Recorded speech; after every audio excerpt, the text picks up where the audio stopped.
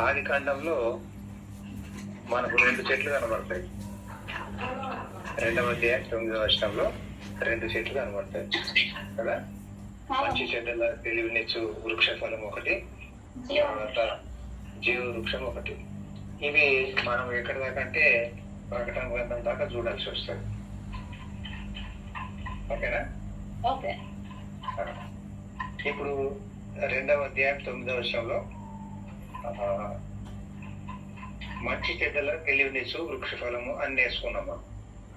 ఇప్పుడు జీవ వృక్షం అనేది ఇప్పుడే నేను చెప్పాను, కానీ మధ్య మధ్యలో అట్లా చెప్తాను, తర్వాత లాస్ట్ చెప్తాను అది. ఓకే. 2వ అధ్యాయం 9వ వచనంలో మంచి చెడ్డల తెలివినిచ్చు వృక్ష ఫలము అని అనుకున్నాం. దీన్ని సాతాను మిస్యూజ్ చేసేసాడు కదా. సాతాను ఎప్పుడు కూడా ఇట్లా మిస్యూజ్ చేస్తాడు. మనకు అతి తెలివి కలిగించినట్టే కలిగించి మోసంలో పడేసి వాడు నవ్వుకుంటాడు. మరి నవ్వుకుంటాడు అనే మాట మీరు విన్నారు కదా బైబిల్లో ఉన్నట్టు. సాతాను గంతులేస్తాడు, నవ్వుకుంటాడు మనల్ని పడేసిన తర్వాత అని.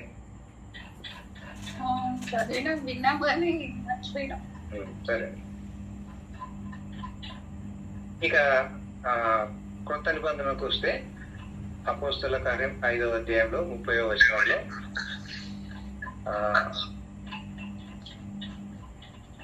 The God of our fathers raised up Jesus, whom he laid and hanged on a tree అని మనం చూస్తాం. అంటే మీరు సిలువ వేసిన ఈ క్రీస్తునే తండ్రి అయిన దేవుడు లేపెను అని ఉంది. అంటే ఆ ట్రీ అనేది మనం గమనిస్తా ఉన్నాం. ఆ ట్రీ ఇప్పుడు ఏం చేస్తున్నాం మనము, ఆది కాండంలో ఉన్న 2వ చెట్టును మొదటిగా ధ్యానిస్తా ఉన్నాం. ఆ ట్రీ అంటే ఇప్పుడు 2వ చెట్టు, కానీ మొదటిగా ధ్యానిస్తున్నాం కాబట్టి ఆ ట్రీ అని గుర్తుపెట్టుకోండి. ఆ చెట్టు సాతాను వాడుకున్నాడు. ఆ చెట్టు సాతాను వాడుకున్నాడు. తర్వాత 1 పేతురు పత్రిక 2వ అధ్యాయం 24వ వచనం, He who his own self bare our sins in his own body on the tree. So ఇప్పుడు ఆ ట్రీ అనేది ఏమైతుంది, ఒక శిలువ అయిపోయింది అనమాట కదా. అపోస్తల కార్యంలో అట్లా అనిపించింది. హ్యాండ్ ఆన్ ఏ ట్రీ అన్నాడు, ఇక ఆన్ ద ట్రీ అని అన్నాడు. 1 పేతురు పత్రిక 2వ అధ్యాయం 24. ఆ ట్రీ ఏ ట్రీ? ఇప్పుడు మంచి చెడ్డల తెలివినిచ్చు వృక్ష ఫలము సాతాను వాడుకున్నాడు కాబట్టి ఆ ట్రీ అంటే అదే అన్నమాట. సరే, దీన్ని మనం కొంత పోలికలు వ్యత్యాసాలు, కంపారిజన్ అండ్ కాంట్రాస్ట్ అని మనం వాడగలిగితే, ఈ మొదలు చెట్టు ఎవరు నాటారు? దేవుడే నాటాడు. అది ఎట్లా ఉందన్నాడు సాతాను?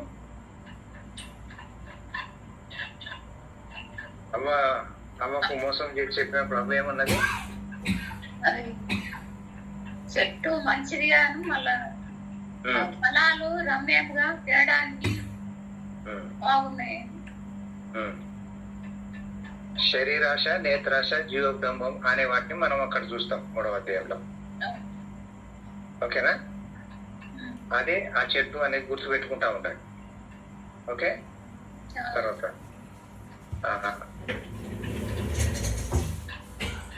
మరి మత్తయి సువార్త 27వ అధ్యాయంలో 35వ వచనంలో మరి ఆ దేవుడు నాటిన చెట్టును సాతాను వాడుకొని ఆ చెట్టు మీదనే యేసయ్యను సిలువేశాడు అని మనం గమనించాం.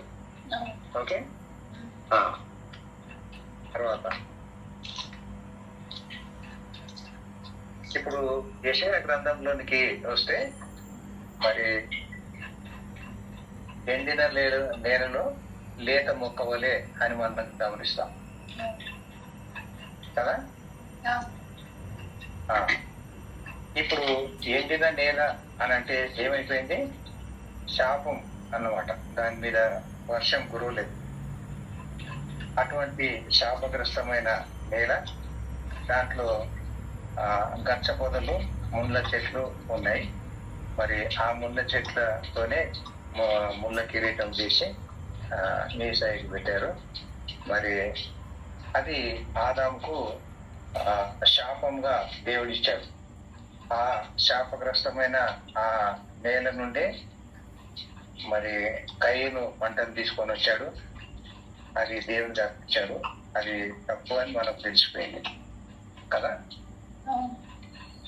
శాపగ్రస్తమైన దాంట్లోంచి కొంత తీసుకొని తెచ్చి ఇవ్వచ్చా? ఇవ్వకూడదు. మరి టేబుల్ రక్తంతో కూడింది తీసుకొని రావాలా? ఎందుకంటే ఆది కాండము 3వ అధ్యాయం 21వ వచనంలో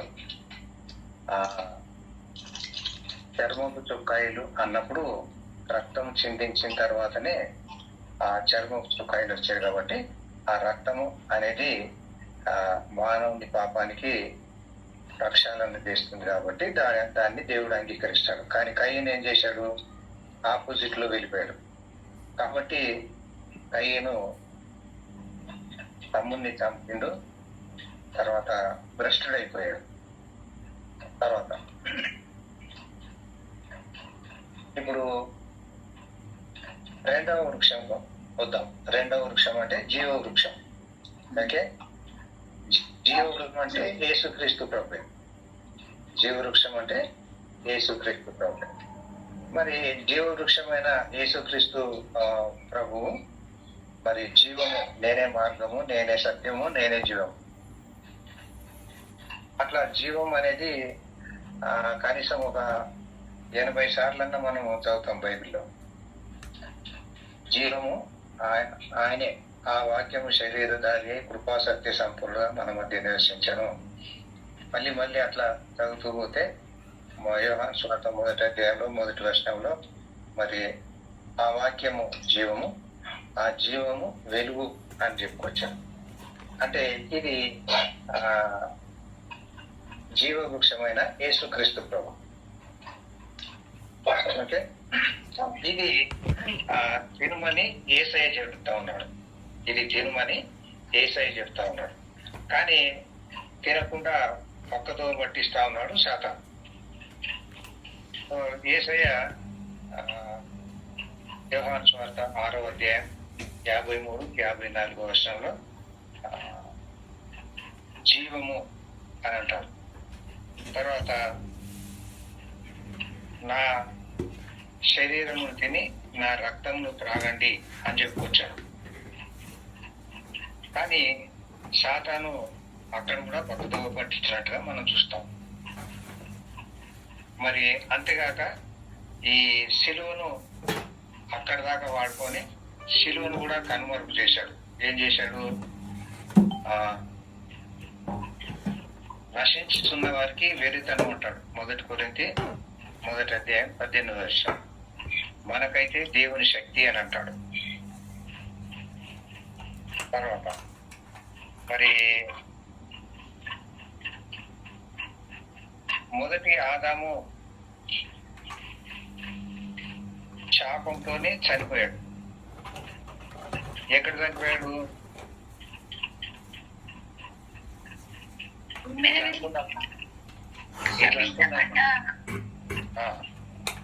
ఇట్లా అనుకుందాం మనం. యేసయ్య కల్వరి సిలువలో ఉన్నాడు. యేసయ్య కల్వరి సిలువలో చనిపోతా ఉన్నాడు. మరి ఇద్దరు దొంగలు ఉన్నారు.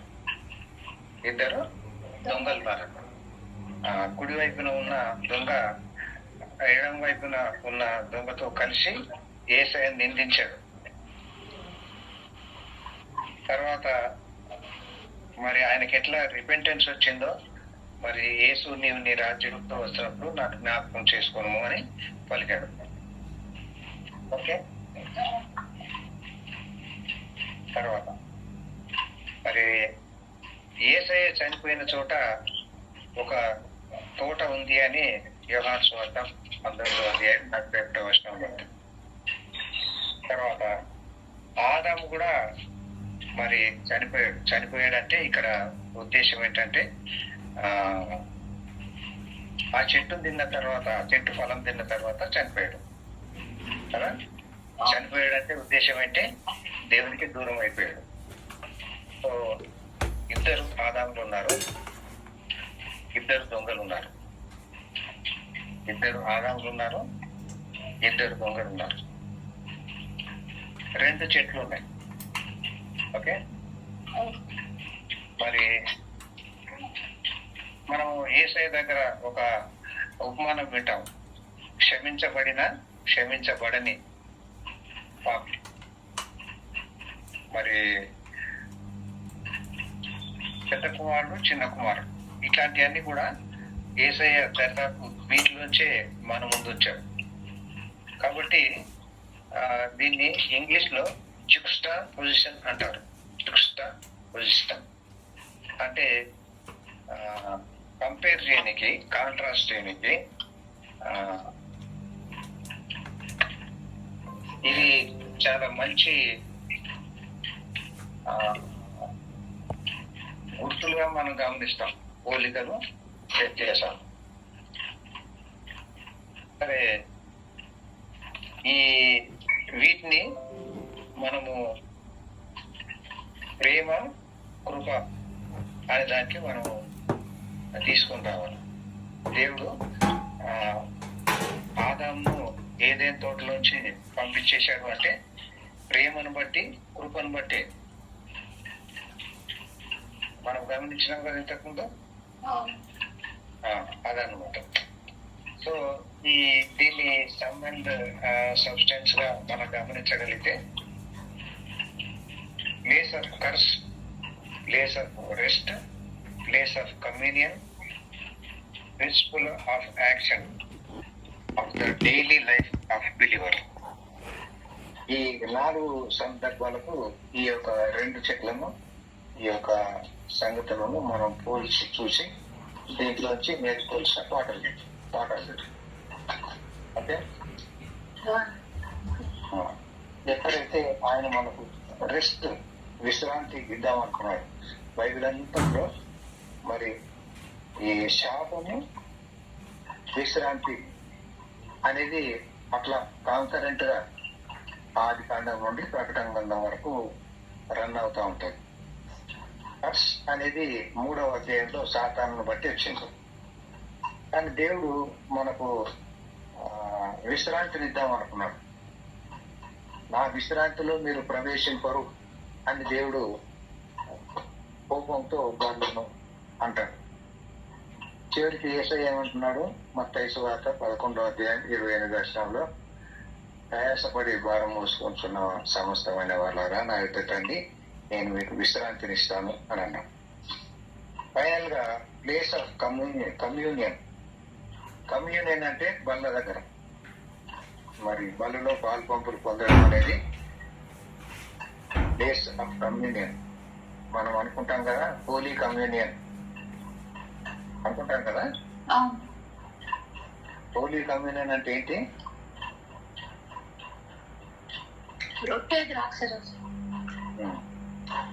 అని మనకు అర్థమైపోతా ఉంటది. అని వాస్తవంగా దాన్ని ఎట్లా చెప్పాలా? దేవునితో అంటే సమాధానం.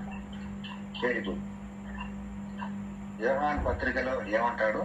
మన సహవాసం అయితే తండ్రితోనూ కుమారునితోనే ఉంది అన్నాడు. సహవాసం అదే కమ్యూనియన్. ఓకే, మరి ఎక్కడ 2-3 నా నామమున కూర్చోబడి ఉంటారో వారి మధ్య నేను ఉన్నాను అని అన్నాడు. అంటే ఎక్కడన్నా ఉండొచ్చు, అది 4 గోడల మధ్యలో ఉండాల్సింది లేదు, చెట్టు కింద కూడా చేసుకోవచ్చు. ఒక డాక్టర్ ఏమంటే, ఒక డాక్టర్ను నేను సంప్రదించి, సార్ మరి మీరు హాస్పిటల్లో పనిచేస్తున్నారు కదా, ఆ హాస్పిటల్ ముద్ర మీ రిజిస్ట్రేషన్ నంబర్ వేయండి అని అంటే, హాస్పిటల్లో నేను ఇవాళ ఇక్కడ ఉంటా, రేపు ఇంకో దగ్గర ఉంటా, నీకు హాస్పిటల్ కు సంబంధం లేదు, నా రిజిస్ట్రేషన్ నంబర్ ఒకటే సంబంధం అని అన్నాడు. అంటే డాక్టర్ చెట్టు కింద కూడా చేయొచ్చు, లీడర్ చెట్టు కింద కూడా చేయొచ్చు కదా. వారికి ఉన్న అధికారం వాంది అంతే, అది హాస్పిటల్ బట్టి ఇచ్చింది కాదు. అంతే కదా. ఆ, కాబట్టి ప్లేస్ ఆఫ్ కమ్యూనియన్ కూడా ఎక్కడ ఇద్దరు ముగ్గురు నా నామను కూర్చోబడి ఉందరో వారి మధ్య నేనున్నాను. మత్తయి 18:20. కాబట్టి ఆయనతో సహవాసం అది ఎక్కడైనా ఉండొచ్చు.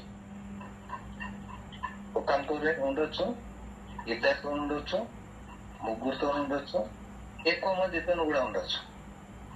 మత్తయి సువార్త 18వ అధ్యాయంలో ఇద్దరు చేసిన ప్రార్థన నేను వింటాను అన్నాడు. ముగ్గురు కూడి ఉంటే నేను అక్కడ ఉంటాను అన్నాడు. అంటే అని 2000 మంది, 3000 మంది, 100, 200 అనే నంబర్లు ఏం కోరుకోడు యేసయ్య.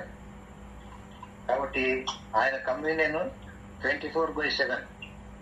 ఆయన కమ్యూనియన్ 24/7 అని మనం గుర్తుపెట్టుకోవాలి. ఓకేనా? ఆ రీతిగా ఈ 2 వృక్షాల గురించి మనం కొంత ధ్యానించాం. ఇంకా చాలా ధ్యానించవచ్చు. కొద్దిగా ఈ చెట్లు దాటిపోకముందు నేను ఈ మాట మీతో చెప్పాలనుకున్నాను. సరే, ఇప్పుడు మనము ఆదికాండము 10వ అధ్యాయంకి వస్తాం. ఆదికాండము 10వ అధ్యాయం. ఇక్కడ వంశావళులు అనే దాన్ని మనం కొంత స్పృశించాలి. వంశావళులు అనేటి బైబిల్లో చాలా సార్లు చెప్పుకొచ్చారు కదా. మనము ప్రధానంగా 5వ అధ్యాయంలో 11వ అధ్యాయంలో చూస్తాం. 5వ అధ్యాయంలో ఒక 10 మందిని చూసాం కదా. 11వ అధ్యాయంలో కూడా ఒక 10 మంది ఉన్నారు. 11వ అధ్యాయంలో కూడా ఒక 10 మంది ఉన్నారు. అంటే ఆదికాండము 5వ అధ్యాయంలో నోహు వరకు ఉన్నారు. 11వ అధ్యాయంలో షేము నుండి మొదలుపెట్టి మరి ఇంకొక 10 మంది ఉన్నారు. మనము ఇంతకు ముందు కూడా ఒక టచ్అప్ చేసాం. బహుశా లాస్ట్ వీక్ లో టచ్అప్ చేసి ఉంటాం కదా. సరే, ఇప్పుడు ఈ ముగ్గురి మనం ఆలోచిద్దాం. 10వ అధ్యాయంలోకి వచ్చి ముగ్గురి సంగతి. ఓకే, షేము, హాము, పెతు. ఓకే, షేము, హాము, యాపెతు గురించి వారి వంశావళుల గురించి ఇక్కడ మనకు ఇచ్చారు. మొదటి పారాగ్రాఫ్ చదివండి, మొదటి నుండి 5 వచనాలు.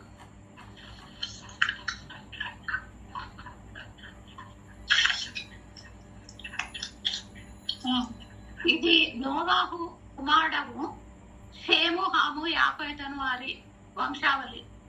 జల ప్రళయం తర్వాత వారికి కుమారులు పుట్టింది. యాపెతు కుమారులు గోమెరు, మాగోగు, మాదై, యావాను, తుబాలు, మెషెకు, తీరసు అనువారు. గోమెరు కుమారులు అస్కెనజు, రీపతు, తొగర్మ అనువారు. యావాను కుమారులు ఎలీషా, తర్షీషు, కిత్తీము, దాదోనీము అనువారు. వీరి నుండి సముద్ర తీరమందుండిన జనములు వ్యాపించను. వారి వారి జాతుల ప్రకారము, వారి వారి భాషల ప్రకారము, వారి వారి వంశముల ప్రకారము ఆయా దేశములలో వారు వేరైపోయేది. ఇప్పుడు ఎవరి వంశావళి గురించి చదివాం మనం? యాపెతు. 6వ వచనము మొదటి మాట ఏము? 6వ వచనం మొదటి హాము కుమారులు అంతే చాలు. 21వ వచనంలో 21వ వచనం చదవండి. మరియు ఏబేరు యొక్క కుమారులందరికీ పితరుడును పెద్దవాడైన యాపెతు సహోదరుడు నగు షేముకు కూడా సంతానము పుట్టింది. అంటే ఇప్పుడు యాపెతు, హాము, షేము నిలబెట్టాడు. షేము పెద్దవాడు,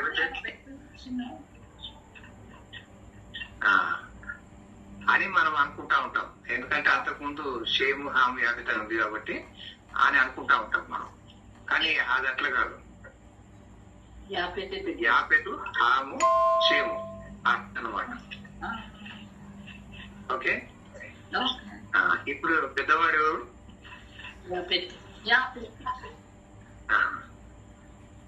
తర్వాత షేము అంతే కదా. షేము చిన్నవాడా?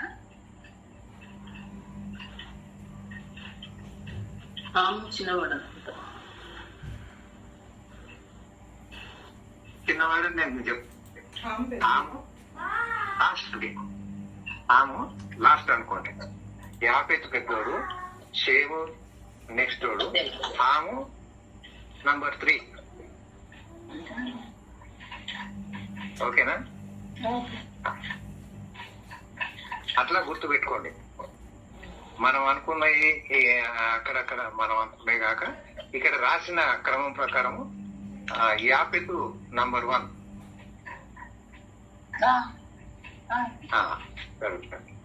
ఇప్పుడు నెక్స్ట్ మనం ఆలోచించాల్సింది ఎందుకు ఇట్లా చెప్తామా, లేకపోతే ఏంటి కథ అని మీరు మనసులో అనుకుంటే విషయం ఏంటంటే, పెద్ద కుమారుడు తన ఆధిక్యతను పోగొట్టుకుంటున్నాడు. జనరల్ గా మనం గమనించినప్పుడు బైబిల్లో చిన్న కుమారుడు తన ఆధిక్యతను కాపాడుకోవడమే కాక పెద్దవాడు పోగొట్టుకున్నది చిన్నవాడు సంపాదించుకుంటున్నాడు. అప్పుడు రెండంతల దీవెన వచ్చినట్టు మనం గమనిస్తాం. అవునా?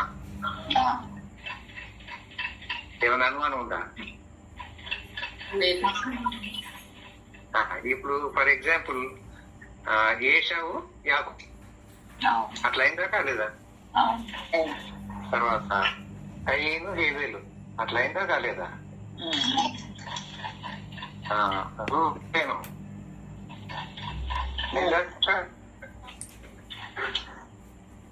పెద్దవాడు తన ఆధిక్యతను పోగొట్టుకుంటున్నాడు, చిన్నవాడు రెండంతల దీవెన సంపాదించుకుంటా ఉన్నాడు. ఇప్పుడు యోసేపు కుమారులు ఇద్దరు, మనషే ఎఫ్రాయిం. అట్లాగే జరిగిందా లేదా? రెండవ వానికి రెండంతల దీవెన వచ్చినట్టు చూస్తున్నాం. ఒక 4-5 సందర్భాలు చూసేసాం కదా. అట్లాగే ఇక్కడ కూడా. ఇప్పుడు యాపెతు నంబర్ 1 గా ఉన్నాడు ఇక్కడ.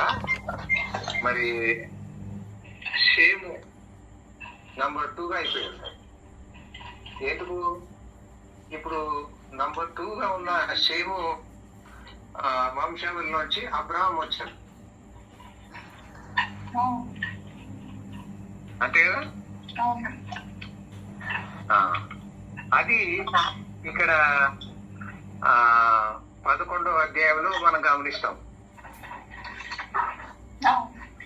11వ అధ్యాయంలో మరి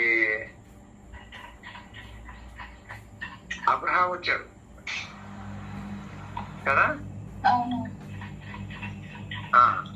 షేము కుమారుడు ఎవరు? షేము కుమారుడు ఎవరు? ఇప్పుడు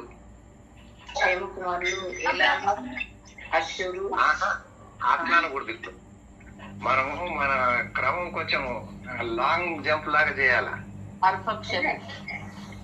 అట్లా కాదు, షేము అబ్రహాము అనాల. ఇక్కడ ఒక సంతతిలో వచ్చిన వాళ్ళను నెక్స్ట్ కుమారుడు కుమారుడు అంటా ఉండాల. అట్లానే ఇప్పుడు షేము కుమారుడు ఎవరు అనాలా? అబ్రహాం అనాల. మత్తయి సువార్త 1వ అధ్యాయం 1వ వచనంలో ఇంతకు ముందు నేను చూపించాను. అబ్రహాం కుమారుడగు, దావీదు కుమారుడగు, యేసుక్రీస్తు వంశావళి అన్నాడు.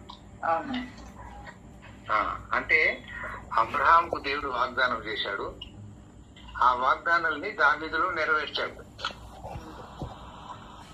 అందుకే యేసయ్యను ఏమన్నాడు? దావీదు కుమారుడా అన్నాడు. ఇదంతా లాంగ్ జంప్ కాదు.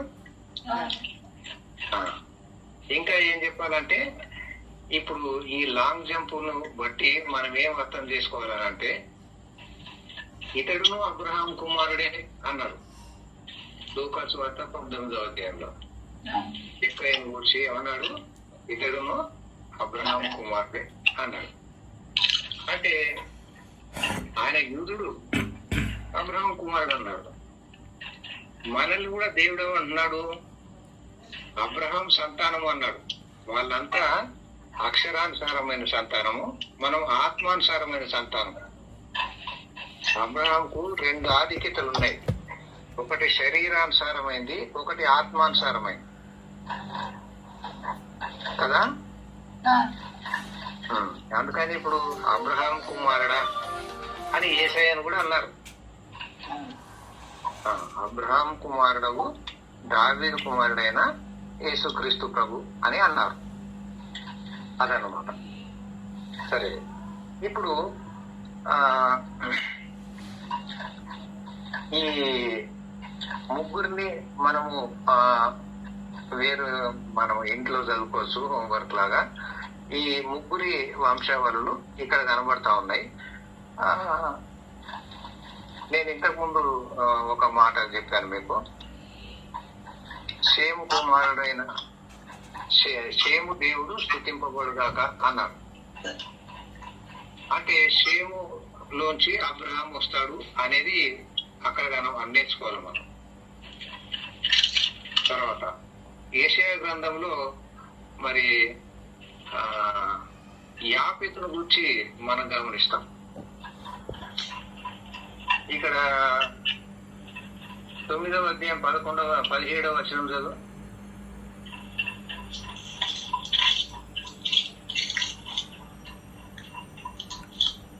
9:27.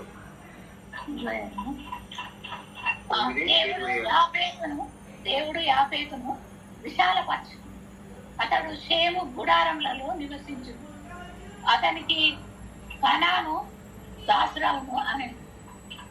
ఇప్పుడు ముగ్గురిని గమనిస్తా ఉన్నాం. దేవుడైన అంటే అబ్రహాం దేవుడైన యెహోవా అన్నమాట. అంతే కదా. దేవుడు యాపెతును విశాలపరచును అన్నాడు. ఓకే, అప్పుడు షేము గుడారములను నివసించును అన్నాడు. ఈ 2 ముందు అర్థం చేసుకోనికి ప్రయత్నం చేద్దాం. ఈ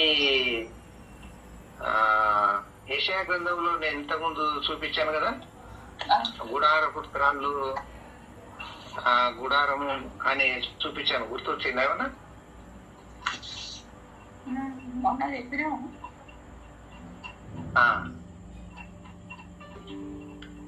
మర్చిపోయినామా? అంటే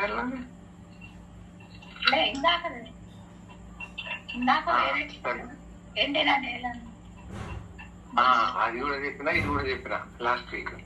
సరే, మళ్ళీ చదువు. 54వ అధ్యాయము, యెషయా 54వ అధ్యాయము 2వ వచనం.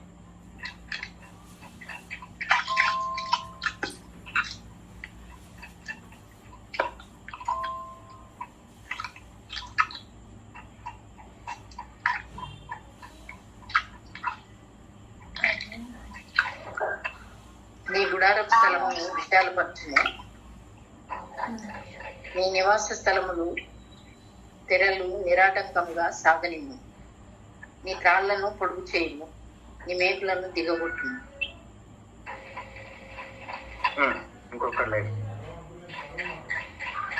దిగగొట్టుము.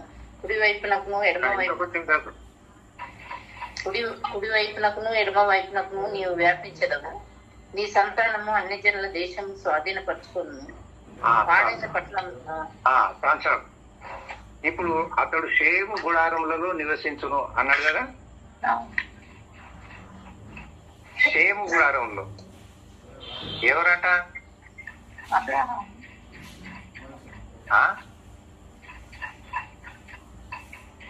మళ్ళీ 27వ వచనం, 9:27.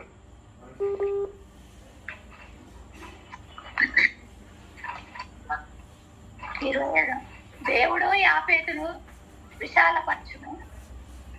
26 చదవాలా? 27. దేవుడు యాపేతును విశాలపరచును, అతడు షేము గుడారములలో నివసించు. అతనికి ఇప్పుడు పెద్దోడు ఎవరు అన్నాము? యాపేతు. పెద్దోడు ఎవరు? యాపేతు. పెద్దోడు యాపేతు. ఓకే, ఎవరు గుడారంలో ఉంటాడట? షేము. అది మనం ఇప్పుడు 54వ అధ్యాయంలో చూసుకున్నాం, యెషయా గ్రంథంలో. సరేనా? ఇప్పుడు మనం ఇట్లా అనుకుందాం, నోహు తర్వాత ఇంకా నోహు సంతానం తప్ప ఇంకెవరు లేరు కదా. ఆయన 3 కొడుకులే కదా మనం ఇప్పుడు కన్సిడర్ చేసింది. ఇప్పుడు నోహు యొక్క ఈ ఓడ ఎక్కడ ఆగింది?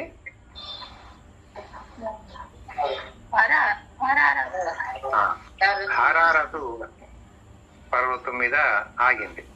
ఓకే, అక్కడ నుండి జనాలు 3 దిక్కులు వేరైపోయారు.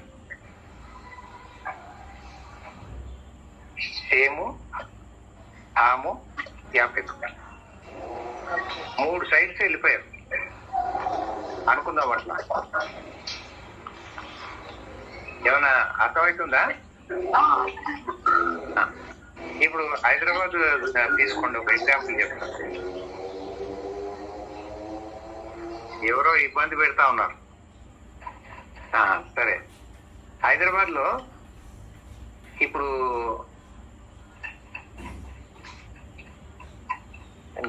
నిజామాబాద్ సైడ్, మెదక్ సైడ్ పోతున్నాం అనుకో, ఇక్కడ ఏ చర్చెస్ ఎక్కువగా అనిపిస్తాయి మనకి?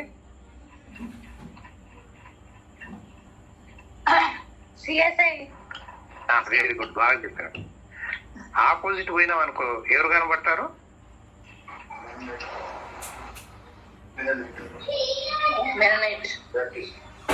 వెరీ గుడ్, బాగా చెప్పారు. ఇప్పుడు నార్త్ సౌత్ అయిపోయినారు, వెస్ట్ సైడ్ ఎవరు ఉన్నారు? వెస్ట్ సైడ్ మెథడిస్ట్ సైడ్ వాళ్ళు ఉన్నారు. ఓకే, అట్లాగే ఈ హరారతు పర్వతం మీద ఉన్న ఈ నోహు ఓడ దగ్గర నుండి ఈ 3 సంతానం వేరైపోయారు. ఓకే, ఇప్పుడు మనం ఇట్లా అనుకుందాం, హరారత్ ఎక్కడుంది, లేదా ఈ ఓడ ఎక్కడుంది? టర్కీ దేశంలో ఉంది కదా. టర్కీ దేశం నుండి పైకి పోతే యూరోప్ ఉంది. ఓకే, ఇంకొక దిక్కు పోతే షేము వాళ్ళు ఉన్నారు. ఇంకొక దిక్కు పోతే హాము జాతి ఉన్నారు. హాము జాతి ఎక్కడ ఉన్నారు?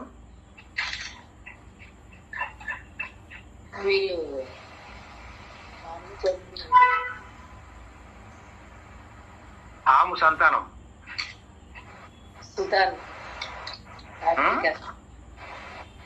ఆఫ్రికా. మనది కూడా అందులోనికే వస్తుంది. ఓకేనా? ఇప్పుడు ఇట్లా అనుకుందాం, అమెరికా దేశం ఎప్పుడు కనుగొనబడింది?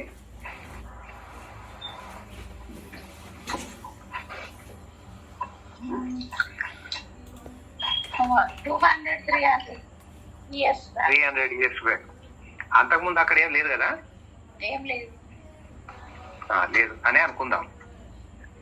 సరే, ఇప్పుడు ఈ యూరోపియన్స్ అక్కడికి వెళ్ళారు కదా, అంతే కదా? యూరోపియన్స్ ఎవరు? యూరప్ అంటే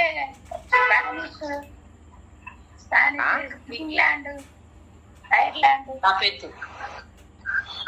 యాపేతు అని నాకు అంతే చాలు. యాపేతు అని చాలు. ఇప్పుడు మనం తీసుకున్న కాంటెక్స్ట్ బట్టి యాపెత్ ఎక్కడ ఉంటున్నాడు ఇప్పుడు? యూరోప్. షేము గుడారంలో ఉంటున్నాడు. ఓకే. షేము గుడారం. ఓకే, షేము గుడారం ఎక్కడుంది? షేము పాలస్తీనా దేశం, పాలు తేనెలు ప్రవహించు దేశాన్ని దేవుడు అబ్రహాంకి ఇచ్చాడు కదా. అబ్రహాము సంతానము షేము సంతానం. షేము గుడారములలో యాపెతు నివసించును. అర్థమైందా? అంటే వాళ్ళు వీళ్ళు కలిసే ఉంటారు. ఇక హాము జాతి మాత్రం సెపరేట్ అయిపోయింది. ఆఫ్రికా దేశము ప్లస్ ఇండియా ఇవన్నీ కలర్ఫుల్ పీపుల్ అంతా. ఆ తెల్ల జాతి మాత్రం అదే అన్నమాట. ఓకేనా?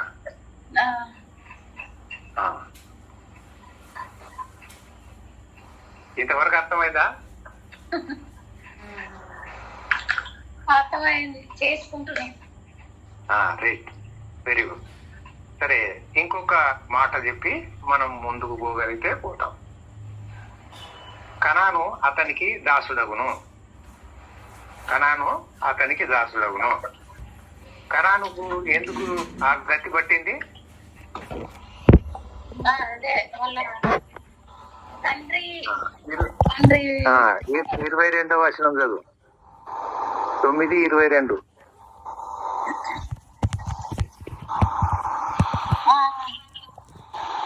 పిమ్మట ద్రాక్షారసం త్రాగి మత్తుడై తన గుడారంలో వస్త్రహీనుడుగా ఉంది. అప్పుడు కనానుకు తండ్రి అయిన హాము తన తండ్రి వస్త్రహీనుడై ఉండట చూసి బయట ఉన్న తన ఇద్దరు సహోదరులకు ఆ సంగతి తెలిపింది. చాలు, ఇక ఇదంతా మీరు ఇంతకుముందు చదివేశారు కాబట్టి మీకు జస్ట్ ఎక్కడుంది ఏంటి అది అనేది తెలుసు, కానీ దాని భావం ఏంటో తెలియదు అంతవరకే. అంతే కదా?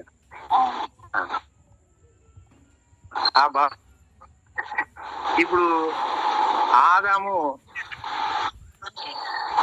వస్త్రహీనుడు అయిపోయాడు, లేదా నగ్న దేహం గలవాడు అయిపోయాడు, లేదా ఇంకా ఏమన్నాడు, దిగంబరుడు అని తెలుసుకున్నాడు.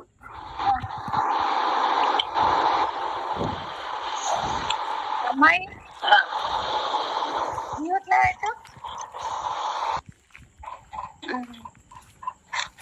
ఆదాము దిగంబరుడు అయిపోయాడు. మరి ఆయనకు బాగానే ఉందా? ఆదాంకు దిగంబరుడుగా ఉండడం బాగానే ఉందా? లేదు. ఆయన కప్పుకోనికి ప్రయత్నం చేశాడు. ఆ కప్పుకోవడం సరి అయిన కప్పుకోవడం కాదురా నాయన అని రక్తం చిందించి దేవుడు సరి అయిన కప్పుకునే విధానాన్ని చూపించాడు. ఒప్పుకొని వేరే వదిలిపెడితే క్షమిస్తాడు దేవుడు. ఇక్కడ కూడా నోహు వస్త్రహీనుడు అయిపోయాడు.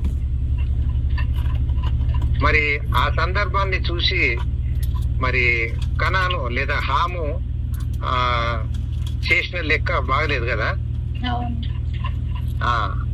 కాబట్టి ఈ నగ్న దేహాన్ని కలిగి ఉండడము తప్పు, దాన్ని చూడడము తప్పు, అది శాపానికి సంబంధించింది. అందుకని ఇక్కడ హాము శాపాన్ని సంతరించుకున్నాడు. హాముకి ఏమొచ్చింది? శాపం. హాము కుమారుడే కనాను. హాము కుమారుడే కనాను. అందుకని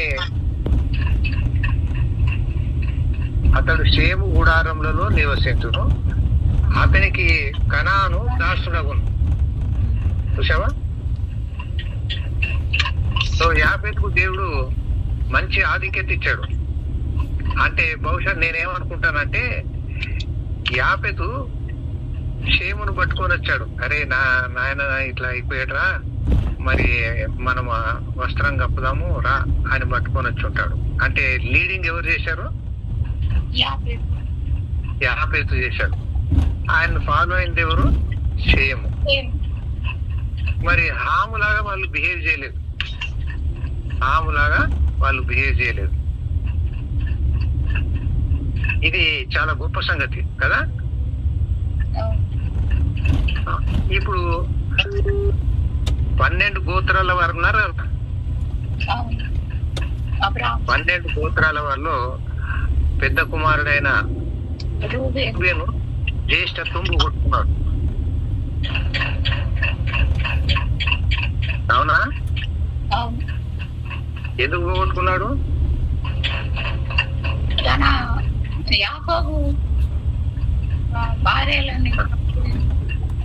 ఇప్పుడు అర్థమైంది కదా, ఆ పని చేయొద్దని అర్థమైపోయింది కదా. ఇప్పుడు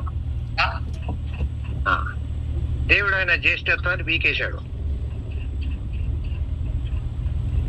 అవునా కదా? అట్లా జ్యేష్ఠత్వాన్ని పీకేస్తాడు అనమాట. ఎందుకు పీకేస్తాడు? ఇట్లా తప్పు చేస్తే శాపం అనేది వస్తుంది. శాపం అనేది వస్తుంది. కయీనుకు శాపం అందుకే వచ్చింది, రూబేనుకు శాపం అందుకే వచ్చింది. మరి ఏశావుకు శాపం అందుకే వచ్చింది.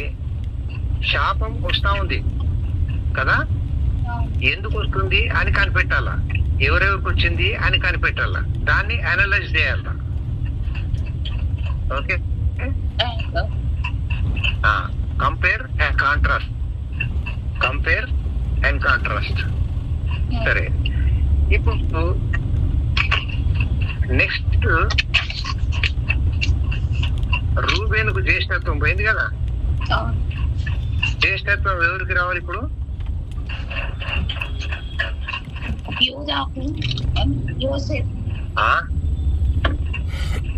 చాలా లాంగ్ జంప్ కొడితే ఎట్లా? మెల్లమెల్లగా పోవాలా?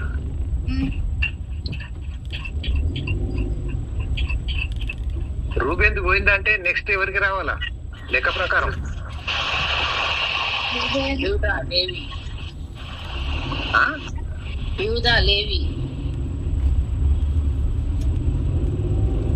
మంచిగా చెప్పు అమ్మాయి, నాకు వినబడతలేదు. రెండోది వినబడుతుంది. సౌండ్ వస్తుంది బాగా. మరి మళ్ళా చెప్పు. ఎవరికి రావాలా? యూదా అంటావా? యూదా నంబర్ 4 గారా? మరి యూదా పేరు ఎట్లా చెప్తావు? లేవి కూడా కాదు. నంబర్ 2 షిమ్యోను. నంబర్ 2 షిమ్యోను. ఈ షిమ్యోను కూడా ఏం చేశాడనంటే, షెకెము ప్రాంతంలో వాళ్ళ దీనా విషయంలో అక్కడ ఉన్న వాళ్ళందరినీ దావగొట్టేశాడు. ఆయనతో వెళ్ళినవాడు ఎవరు? లేవి, మూడోవాడు.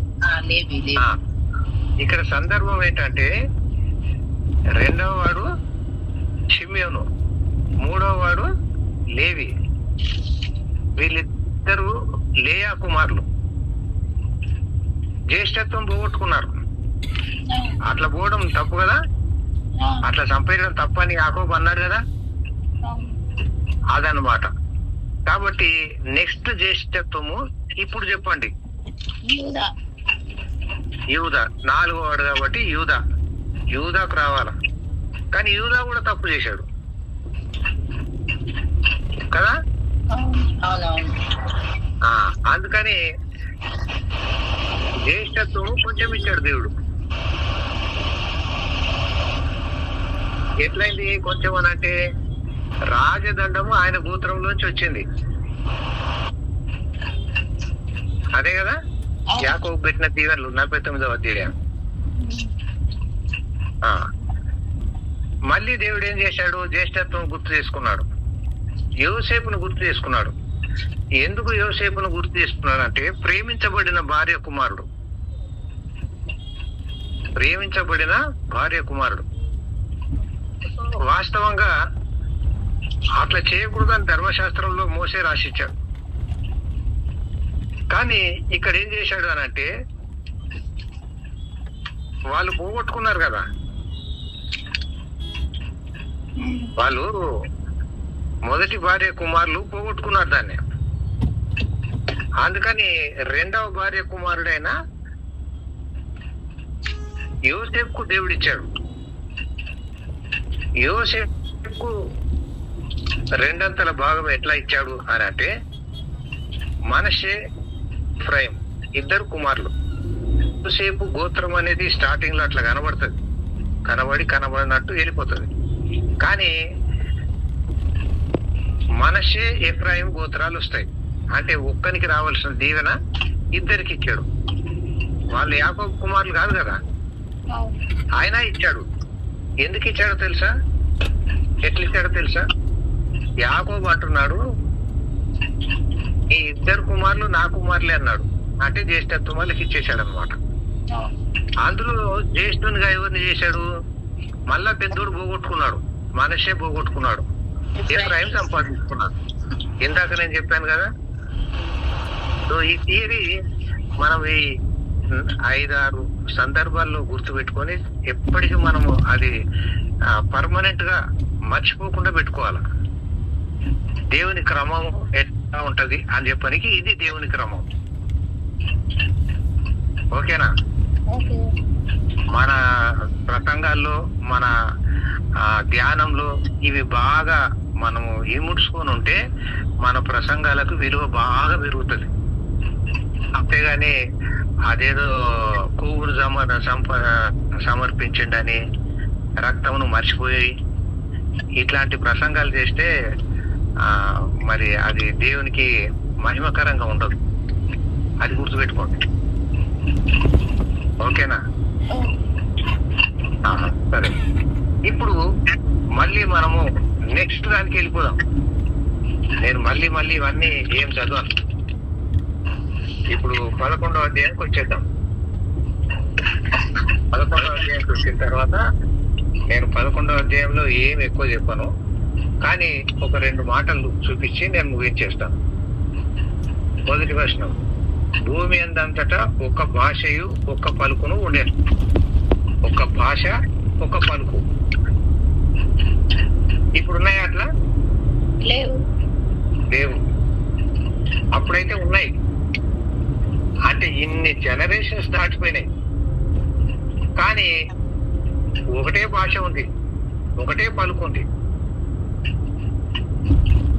చాలా గొప్ప సంగతి. కాబట్టి ఈ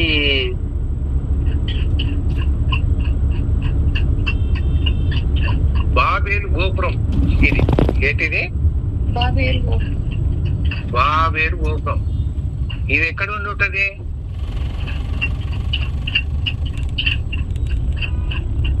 ఈజిప్ట్ దగ్గర. ఇంకా